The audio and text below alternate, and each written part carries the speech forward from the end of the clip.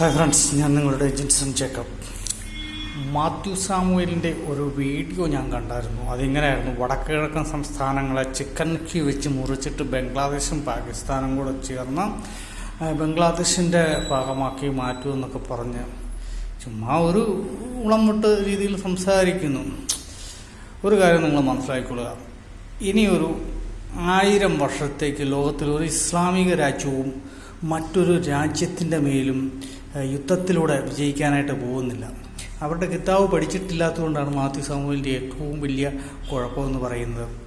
അതായത് അവരോട് പറഞ്ഞേക്കുന്നത് യുദ്ധം ചെയ്യാനാണ് പറഞ്ഞേക്കുന്നത്, യുദ്ധം ചെയ്യാൻ. പക്ഷേ അന്ത്യകാലഘട്ടമായപ്പോഴേക്കും യുദ്ധം ചെയ്യാനുള്ള ഒരു ടെക്നോളജിയോ സാമ്പത്തികമോ അതുമല്ലെങ്കിൽ എന്തെങ്കിലും വിധത്തിലുള്ള നേട്ടമോ ഒരു ഇസ്ലാമിക രാജ്യത്തിനും ഈ അള്ളാഹു നൽകിയില്ല എന്നുള്ളൊരു റിയാലിറ്റിയാണ്, യാഥാർത്ഥ്യമാണ്.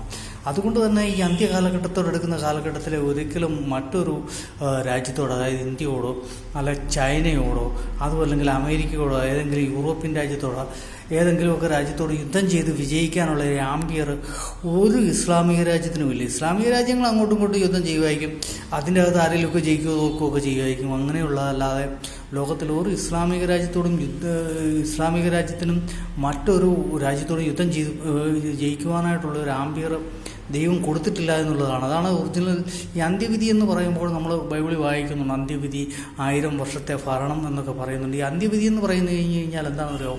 ഇസ്ലാമിക രാജ്യങ്ങൾക്ക് മേൽ നടക്കുന്ന വിധിയാണ്. ഇസ്ലാമിക രാജ്യങ്ങൾ യേശുക്രിസ്തുവിനെ ധിക്കരിച്ചുകൊണ്ട് മറ്റൊരു വ്യാജ പ്രവാചകനെ ഉയർത്തിക്കൊണ്ട് വന്നു. അതിനെതിരെ അവർക്കെതിരെ നടക്കുന്ന ശിക്ഷാവിധിയാണ് അന്ത്യവിധി എന്ന് പറയപ്പെടുന്നത്. അതിന് വേറെ ഒരു രാജ്യങ്ങളെ അല്ല ദൈവം ഉയർത്തിയിരിക്കുന്നത്. ഇസ്രായേൽ എന്ന് പറയുന്ന ഒരൊറ്റ കുഞ്ഞു രാജ്യത്തെ മാത്രം ഉയർത്തിക്കൊണ്ട് വന്നിട്ടാണ് ഈ ഇസ്ലാമിക രാജ്യങ്ങളെ മുഴുവൻ കുറ്റം വിധിക്കുന്നത്. അപ്പോൾ ഈ ഒരു കാലഘട്ടത്തിനുള്ളിൽ, അതായത് ഏതാണ്ടൊരു 2200 2300 മുമ്പായിട്ട് ഇസ്ലാമിക രാജ്യങ്ങൾ മുഴുവൻ യുദ്ധത്തിലൂടെ നശിപ്പിക്കപ്പെടുകയോ പിടിച്ചെടുക്കപ്പെടുകയോ ഇല്ലാതാക്കപ്പെടുകയോ ചെയ്യണം. ഇതിനാണ് സത്യമെങ്കിൽ അന്ത്യവിധി എന്ന് പറയുന്നത്. അതുകൊണ്ട് തന്നെ ഇസ്ലാമിക രാജ്യങ്ങൾ ഇങ്ങനെ ചൊറിഞ്ഞുകൊണ്ടിരിക്കും, എല്ലാ രാജ്യങ്ങളും ചൊറിഞ്ഞുകൊണ്ടിരിക്കും. ഇന്ത്യ അതുപോലെ എല്ലാ രാജ്യങ്ങളും, ഒരു രാജ്യങ്ങളല്ല, അവർക്ക് ഇങ്ങനെ എല്ലാവരെയും അങ്ങോട്ടും ഇങ്ങോട്ടും ചൊറിയുക എന്നുള്ളത് മാത്രമേ ഉള്ളൂ. ചൊറിഞ്ഞ് അവർ പണി മേടിച്ച് അവസാനം ഈ ഇസ്ലാം എന്ന് പറയുന്ന പ്രസ്ഥാനം ലോകത്തുനിന്ന് ഇല്ലാതായി പോകും. അങ്ങനെയാണ് ഇല്ലാതാകുന്നത്. അല്ലാതെ ഇസ്ലാം ഇല്ലാതാക്കുന്നത് മറ്റുള്ളവർ ഇല്ലാതാക്കുന്നതല്ല. അവർ ചൊറിഞ്ഞ് പണി മേടിച്ച് അവസാനം അവർ സ്വയം ഇല്ലാതായി പോവുക. അതാണ് ഈ അന്ത്യവിധി അഥവാ ശിക്ഷാവിധി എന്ന് പറയുന്നത്.